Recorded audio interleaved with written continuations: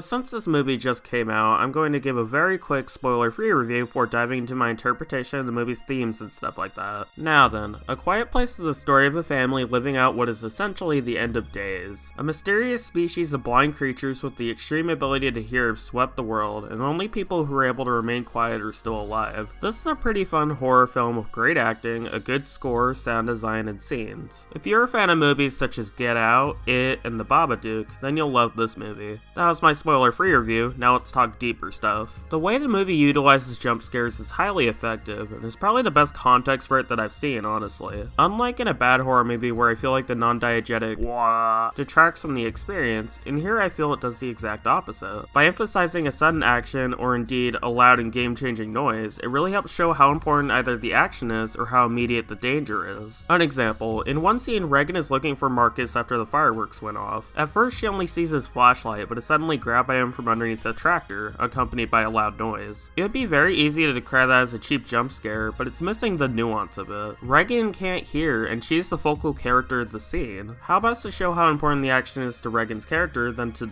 well, directly say it with film language? This sort of thought process is present with all the jumps, and I think it works rather well. It helps that a lot of care was put into the sound design in general, reinforcing that this was a deliberate choice and not just something done for no reason like everyone else.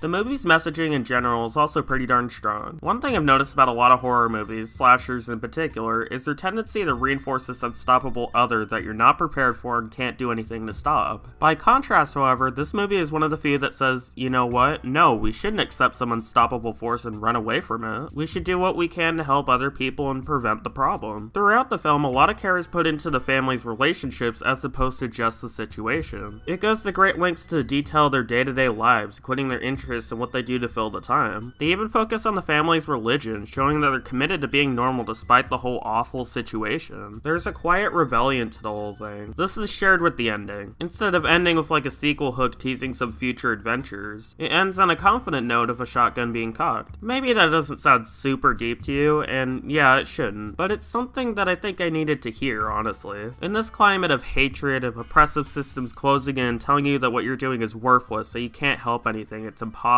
It's good to be reminded that sometimes things are a lot simpler than they appear. That sometimes it's possible to live with and fix things that are wrong with the world without compromising who you are. Maybe that sounds dumb to you, like maybe that's not what you interpreted from the movie at all. But it's what I got from the movie, and it's why it resonates with me. I find this movie to be pretty good, and those were my thoughts. Thanks for watching.